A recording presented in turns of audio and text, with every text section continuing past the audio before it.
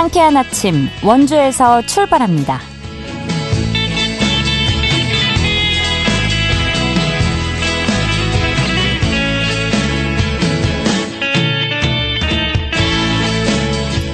여러분 안녕하십니까? 10월 24일 목요일 KBS 원주방송국에서 보내드리는 상쾌한 아침 원주에서 출발합니다. 저는 진행의 이은주입니다.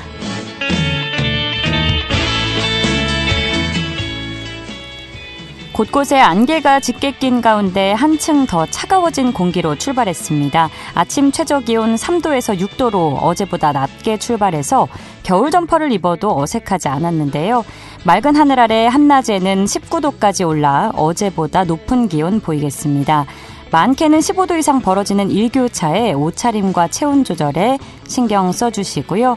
내일도 별다른 비 소식 없이 청명한 가을 하늘을 기대하셔도 좋겠습니다.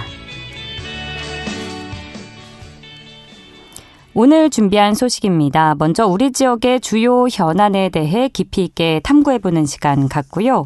제15회 횡성 평생학습 축제가 내일과 모레 이틀간 횡성 문화체육공원에서 개최됩니다. 리포터 현장에서 준비했습니다. 최근 5년간 강원 지역에서 학생 수 감소로 문을 닫은 초중고등학교가 전국에서 가장 많다고 하는데요. 더 이상 아이들의 목소리를 들을 수 없는 학교는 폐교 수순을 밟고 있는 현실에 대해 이야기 나눠보죠. 10월 24일 목요일 상쾌한 아침 원주에서 출발합니다.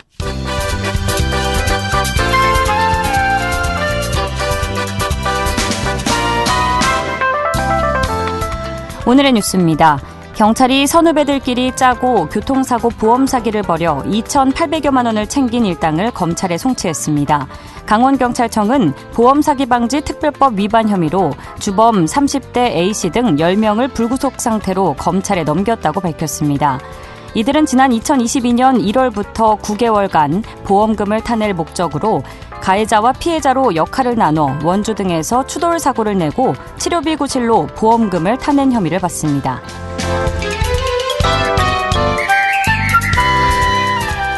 강원도가 평창군 용평 관광단지와 동해시 경제자유구역 망상지구에 투자 이민제 지정을 추진합니다. 투자 이민제는 법무부 장관이 지정한 지역의 관광 휴양시설에 외국인이 10억 원 이상 투자하면 거주 자격을 주고 5년간 투자를 유지할 경우 영주 자격을 주는 제도입니다. 강원도는 해당 지역 경제 활성화를 위해 투자 이민제를 추진한다며 법무부 행정심사를 잘 받을 수 있도록 준비하겠다고 밝혔습니다. 최근 5년간 강원도에서 일하는 교원의 성비위 징계가 35건인 것으로 나타났습니다. 문정복 국회의원이 공개한 자료에 따르면 강원도에서 교원 성비위 징계는 2019년에 12건 발생했고 지난해와 올해에도 각각 3건씩 발생했습니다. 이에 비해 교육직 지방공무원의 성비위 징계는 2019년 이후 한 건도 없었습니다. 오늘의 뉴스였습니다.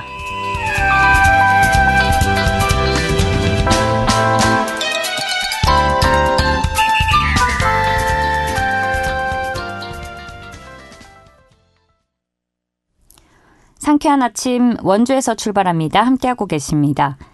상지대학교 최혁진 연구교수와 함께 우리 지역의 주요 현안에 대해서 깊이 있게 탐구해보는 시간 갖겠습니다. 오늘도 스튜디오에 나와주셨는데요. 교수님 안녕하세요. 네, 안녕하세요.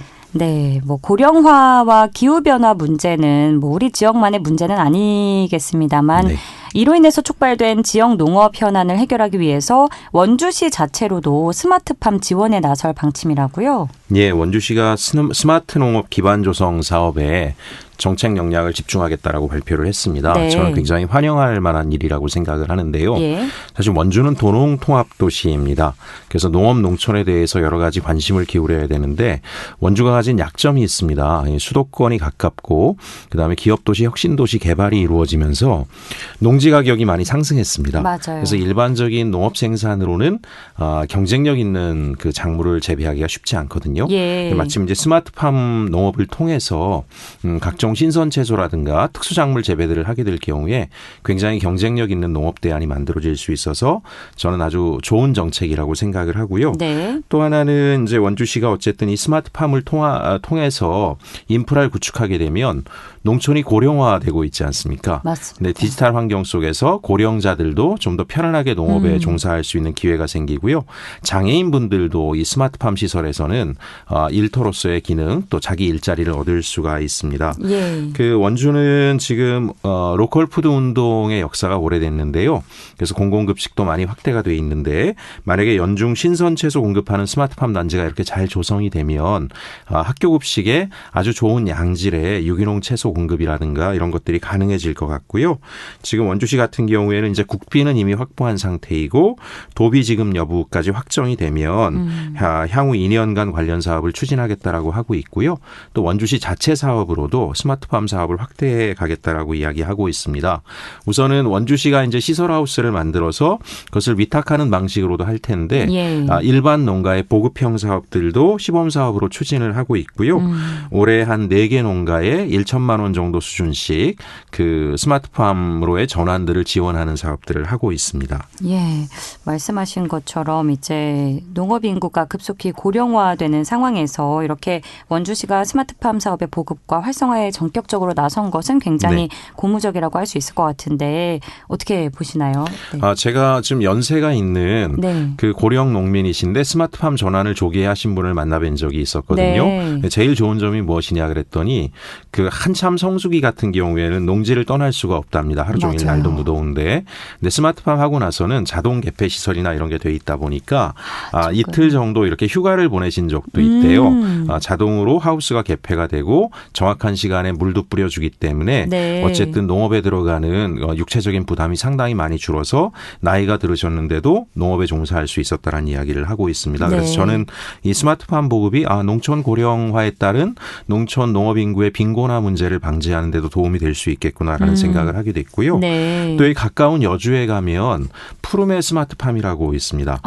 예, 여기는 이제 발달장애 가족들과 공공기관이 협력해서 대규모의 스마트팜 단지를 만들었거든요. 네. 그래서 자폐장애인 청년 친구들이 수십 명이 여기서 일을 하고 있고요. 그렇군요. 여기서 생산된 그 스마트팜에서 나오는 신선한 채소는 대부분 공공급식으로 납품이 돼서 네. 장애인 일자리와 소득 증대에도 굉장히 큰 기여를 하고 있습니다. 이게 네. 아마 스마트팜이라고 하는 디지털 기반의 환경이 조성되지 않았더라면 사실 불가능한 일이고요. 그렇죠. 해외에서는 국내에도 이제 보급돼 있는 것 같은데 해외에서는 신체 장애인 분들이 그 휠체어를 타고 하우스 안에서 이동하면서 수확을 할 수 있는 그런 스마트팜 시설도 있어서 이 디지털 기술이라고 하는 것이 인간을 위해서 잘 활용될 경우에 보다 많은 사람들에게 기회를 줄 수 있겠구나라는 생각을 하게 됐고요. 네. 특히 기후위기 시대로 인해서 폭염과 폭우가 반복되는 상황에서 스마트팜은 안정된 환경에서 재배를 할 수 있기 때문에 미래 농업으로서도 일정하게 도움이 될 것 같습니다.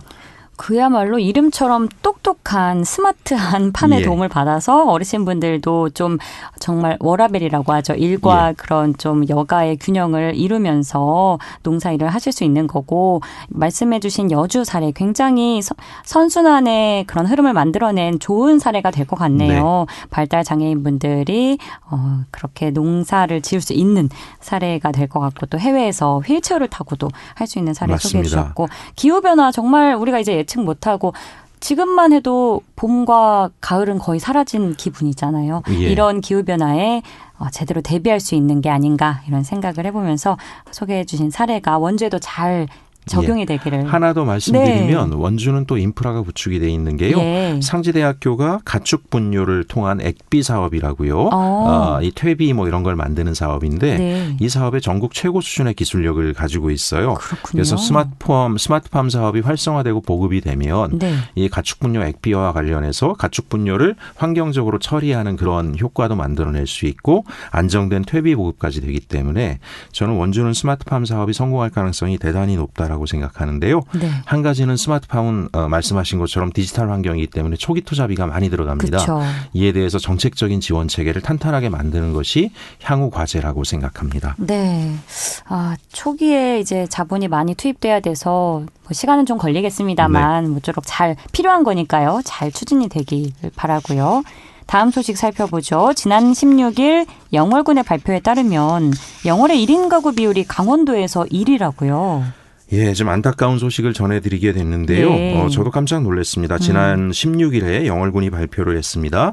영월군의 1인 가구는 지난 1월 기준으로 무려 7,087가구라고 합니다. 영월군 전체 세대수의 40%를 넘어섰고요. 예. 강원도에서도 가장 높은 수준이라고 합니다. 네. 이 사회적 고립 가구가 앞으로 계속 증가할 것 같다라는 게 큰 문제입니다. 그래서 이제 영월군은 급기야 공공과 민간이 한 자리에 모여서 세미나도 하고 교육도 하고 대응 체계들을 좀 준비를 하고 있는데 이게 이제 전체 세대 수의 과반수를 넘다 보니까 적극적인 대응만으로 해결할 수 있겠는가. 그러니까 두 집 건너 한 집 건너 하나가 지금 1인 세대인 가구. 거잖아요. 네. 그러니까 누가 누구를 케어할 수 있는지 그렇네요. 그런 어려움들이 좀 있습니다. 네. 그래서 이제 저는 이 방법이 뭐가 있을까 한번 고민을 해봤는데 예.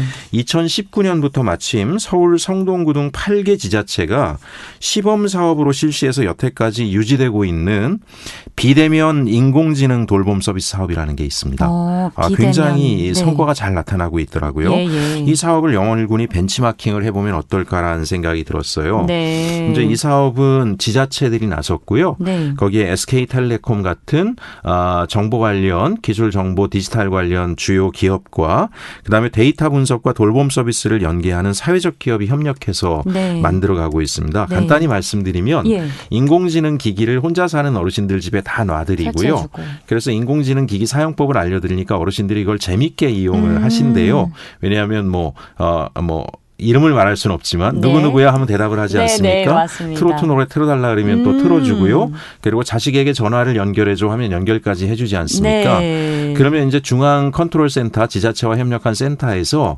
만약에 이 디지털 기기와 접촉이 없다라는 거는 어르신이 뭔가 곤란한 환경 속에 그쵸. 놓여지 않았겠는가라고 그쵸. 판단할 수 있고요. 예. 그렇게 해서 바로 연락을 취해봐서 연락이 되지 않으면 긴급 복지 서비스를 할 수 있는 사회복지사나 돌봄 요양사가 파견 나가서 상황을 체크하고 응급 상황이라고 판결이 되면 119에서 대응하는 바로. 시스템입니다. 이런 방법을 통해서 예를 들면 서울 성동구에서만 네. 18,822건의 안부 전화가 오고 갔고요. 예. 그다음에 218건의 심리 상담. 이 경우는 뭐냐 제가 이제 물어봤습니다. 직접. 그랬더니 어르신들이 외롭다, 이런 우울하다라는 말씀을 하시면 심리 상담 전문가가 가정으로 방문해서 상담을 연계하는 경우이고요. 그다음에 312건의 긴급 SOS 서비스가 됐고요. 예. 그로 인해서 정말 위기 상황에 있었던 36건의 구조 사례가 있었다라고 합니다. 그래서 앞서도 제가 스마트팜 관련해서 디지털 환경 인공지능 이야기를 좀 드리긴 했는데 이 돌봄 영역에 있어서도 물론 근본적으로는 출생률을 좀 높이고 젊은 세대가 영월에 많이 돌아올 수 있게 하는 게 중요하겠지만 현실적으로 빠른 고령화에서 혼자 사는 노인분들이 이렇게 사회적 고립감 속에 방치되는 것을 막는 데는 사람의 힘만으로 어려운 것들을 이런 디지털 환경과 연계해서 그다음에 관련 기업과 지자체와 이런 일을 전문적으로 하는 사회복지기관이나 사회적 기업들과 연계하면 효과적인 대응 체계를 만들 수 있겠다라는 생각이 들어서요. 한번 영월군에서도 적극적으로 고려를 해보면 어떨까 해서 말씀드립니다. 너무 좋은 사례네요. 고독사 예방에 안간힘을 써야 하는 시대에 살고 있는데 네. 어르신분들의 움직임도 최소화해 줄 뿐 아니라 이제 심리적인 그런 허전함도 달래주는 친구 같은 존재가 되어줄 것 같습니다. 맞습니다. 오늘도 알찬 소식 고맙습니다. 네, 감사합니다. 지금까지 상지대학교 최혁진 연구교수와 함께했습니다.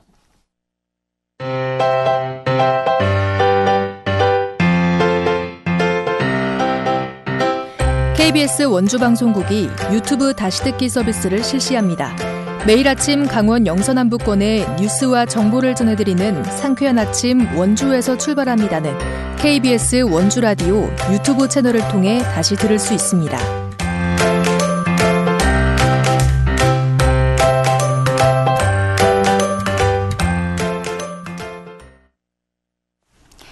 8시 46분 앞두고 있습니다. 제15회 횡성 평생학습축제가 바로 내일이죠. 10월 25일부터 이틀간 횡성문화체육공원에서 개최되는데요. 아이부터 어르신까지 전 연령대가 함께하는 학습 어울림 축제. 올해는 어떤 프로그램들이 있을지 김소혜 리포터와 이야기 나눠봅니다. 안녕하세요. 네, 안녕하세요. 네, 요즘 지역 곳곳에서 평생학습 축제를 만나볼 수 있는데요. 횡성의 평생학습 축제는 어떤 모습일까요? 네, 우선 올해 개최되는 횡성 평생학습 축제는 나를 가치 있게 삶을 풍요롭게 함께해요 평생학습이라는 주제로 진행되는데요. 네. 크게 3가지 테마가 있습니다. 첫 번째로는 체험 부스입니다. 그동안 갈고 닦았던 평생학습 프로그램들을 선보이거나 체험할 수 있는 테마가 있고요. 두 번째로는 야외 무대에서 평생학습 동아리, 주민자치 동아리 공연, 청소년 공연 대회를 통해서 춤과 악기, 댄스 등을 뽐내는 자리가 마련돼 있습니다.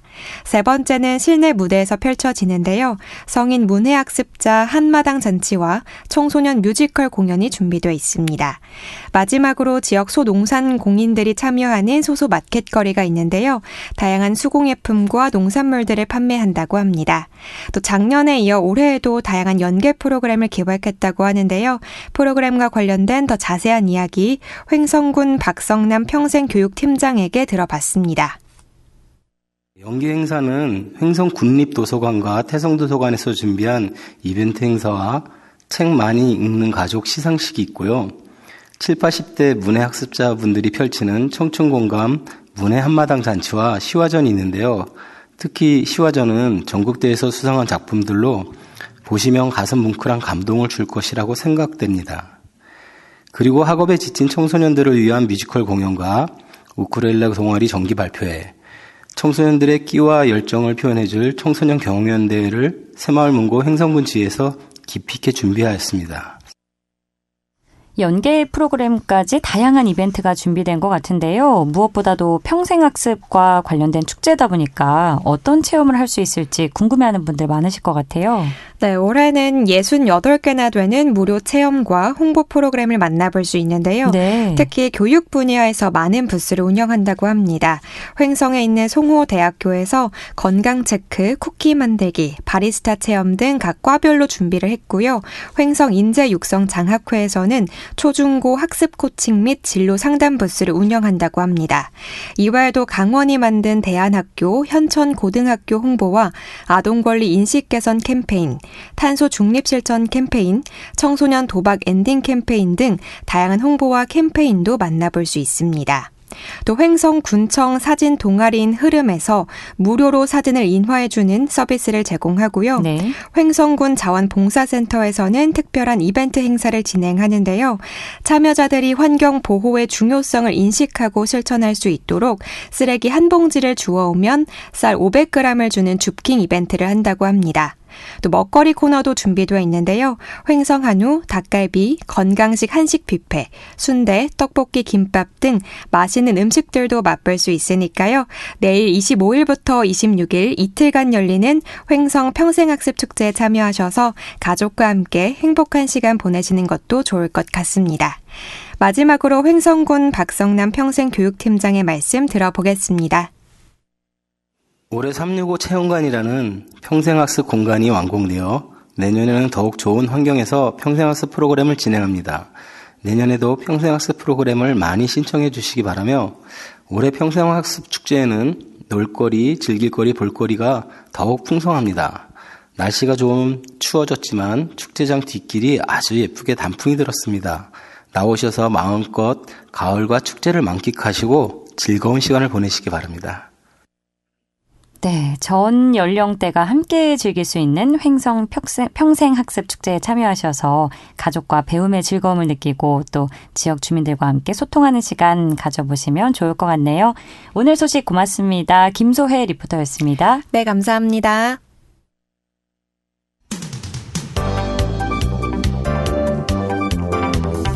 생생한 현장, 유익한 생활 정보를 전해드리겠습니다. KBS 원주라디오 상쾌한 아침 원주에서 출발합니다를 함께하고 있습니다. 함께하고 계신 지금 시각 8시 51분 향해 가고 있습니다. 최근 5년간 강원 지역에서 학생 수 감소로 문을 닫은 초중고등학교가 전국에서 가장 많다고 하는데요. 출생 인구는 점점 줄어들고 더 이상 아이들의 목소리를 들을 수 없는 학교는 폐교 수순을 밟고 있습니다. 이와 관련해서 강원 교원단체 총연합회 배성재 회장과 이야기 나눠보죠. 회장님 안녕하십니까? 예, 안녕하세요. 네. 네, 반갑습니다. 최근 네. 5년간 감소된 강원 지역 학생 수는 어느 정도인지부터 먼저 설명해 주실까요? 예, 최근 5년보다 좀 더 거슬러 올라간다 보면은 2000년도에 우리 25만 한 2천여 명의 강원도 내 초등학교 학생 수가 2013년도에는 20만 명 밑으로 뚝 떨어졌습니다. 예. 그래서 2021년에는 14만 한 8천 명으로 집계 되어서 15만 명 선이 무너졌고요. 이후에도 학생 수는 계속 줄어들어서 올해는 사상 처음으로 14만 명대가 이제 붕괴되어서 13만 9천여 명을 기록을 했습니다. 더군다나 한국 5년 내로 강원 지역 초등학교 학생 수가 지금보다 한 20% 더 줄어들 것으로 전망되고 있었어요. 네. 교육당국뿐만 아니라 지자체나 지역민들의 걱정도 깊어지고 있는 상황이라고 할 수 있겠습니다. 네네. 통계 자료만 들어봐도 계속해서 감소하는 추세에 있는 게 역력히 느껴져서 안타까운데요. 이제 전국에서 네. 학생 감소 수가 강원 지역이 최다라고 하는데 가장 큰 원인은 무엇이라고 보시나요? 네, 물론 전반적인 사회 문화적인 인식의 변화가 또 있겠지만요. 출생 수가 아주 급격히 이제 감소하여서 학령 인구 절벽을 가속화를 또 유도하고 있고요. 특히 이제 강원도 지역의 특성에 따라 가지고 작은 학교가 점차 증가되고 그에 따른 이제 폐교도 늘어나는 등등 강원도 내 이제 교육 환경이나 교육 여건이 여의치 않아서 대도시로 옮겨가는 현상으로 판단되고 있습니다. 네. 예, 저출산이 아무래도 직접적이고 가장 큰 원인이 될 것 같은데, 앞으로가 더 심각하다고 하죠. 향후 5년 내로 초등학교 학생 수가 지금보다 20% 이상 줄어들 것으로 전망이 되고 있어서 이게 더 문제가 아닌가 싶은데, 그러면 문을 닫는 학교도 그만큼 증가할 것으로 우리가 예상을 해야 될까요? 예. 안타깝게도 우리 강원특별자치도는 최근 5년간 전국에서 가장 많은 초중학교, 고등학교의 폐교한 지역으로 기록이 되고 있습니다. 특히 이제 우리 국회의 교육위원회 정성국 국회의원이 최근 5년간 시도별 초중등 폐교 현황을 이제 분석한 결과에 따르면요. 이 기간에 강원 지역에서 초등학교 17곳, 중학교 4곳, 고등학교 1곳 등 총 22개의 학교가 폐교했습니다. 전국에서 가장 많은 수치입니다. 향후 아까도 말씀드렸지만은 향후 5년 내로 초등학교 학생 수가 지금보다 20% 정도 줄어들 것으로 예상되고 있어서 문을 닫는 학교는 더 늘어날 전망입니다. 네네. 예, 회장님께서 한 언론 인터뷰에서 경제 논리와 학생 수를 기준으로 폐교하다 보면 지역 공동화 현상이 가중될 수밖에 없다고 언급을 해주셨는데 이 폐교의 올바른 기준점이라고 해야 될까요? 혹은 학교를 존폐 위기에서 좀 벗어나게 해줄 수 있는 방안은 무엇이라고 생각하시나요? 예. 학교의 폐교를 논하는 데 있어가지고, 학생 수나, 경제적 효율성은 중대한 요소일 수가 있습니다. 하지만 이것이 이제 전부는 아니죠. 우리 농촌이나 어촌, 삼촌 등, 지방의 작은 학교는 지역사회의 중심적 역할을 한다고 할 수가 있겠습니다. 이곳은 아이들이 이제 배우는 장소일 뿐만 아니라, 지역 주민들이 모여서 함께 교류도 하고 공동체를 형성하는 중요한 공간이라고 할 수가 있겠습니다. 네. 그러나 학생 수가 감소한다고 경제적 논리에 따라서 그 학교가 이제 문을 닫게 된다면은 그 지역은 점차 이제 공동화 행상을 이제 겪게 될 것입니다. 그 학교를 존폐 위기에서 벗어날 수 있는 여러 가지 방안들이 있을 수가 있겠는데요. 그 경제적 논리를 넘어서는 새로운 접근이 이제 필요합니다. 특히 지역의 특성에 맞는 이제 교육 프로그램을 도입한다든지 그 특성화 고등학교 등으로의 전환을 유도하는 것이 굉장히 바람직하다고 이제 생각이 들고요. 그 농촌이나 어촌이나 산촌 지역에서는 그 특히 이제 농업이나 산림, 그 여가, 관광 등 그 지역의 자연과 연관된 그런 교육을 강화하는 특성화 학교가 큰 역할을 할 수 있다고 이제 봅니다. 이를 통해서 우리 그 지역 학생들이 자신의 고향에서 전문적 역량을 계속 키우고 지역 사회에서 기여할 수 있는 기회를 줘야 한다고 생각합니다. 또한 그 지역 주민들도 그 학교의 중요성을 좀 인식을 하고 학교와 지역 사회의 지속 가능한 발전을 위해서 적극적으로 참여하는 노력이 절대적으로 필요하고요. 결국 그 학교의 폐교는 그 지역의 소멸을 의미할 수 있습니다. 그로 인해 피해는 고스란히 지역 주민과 지역 경제에 돌아간다고 이제 할 수 있겠습니다. 네네. 예. 영월군의 사례를 보면 이제 자체적으로 농촌 유학 프로그램을 운영해 오고 있는데 그래서 이제 사라질 위기의 학교를 되살렸다고 하더라고요. 이런 부분을 좀 참고하면 좋을 것 같은데 앞으로 교원단체에서는 어떠한 노력을 할 계획이신지 짧게 듣고 마무리하겠습니다. 예. 우리 그 강원교총은 그 관내에 그 우리 초중고 대학교원 그 모두가 좀 힘을 합해서 먼저 지자체와 농어촌 학교 지원을 위한 그 교육 협력 사업을 계속 이제 강화를 할 것입니다. 그리고 우리 초등학교, 중학교, 고등학교, 대학교가 지역사회 그 발전의 허브가 될 수 있도록 통합형 학교 모델을 개발하고 적극적으로 회장님 여기까지 듣겠습니다. 죄송합니다. 고맙습니다. 네네. 강원 교원단체 총연합회 배성재 회장이었고요. 오늘 순서 마칩니다. 이은주였습니다.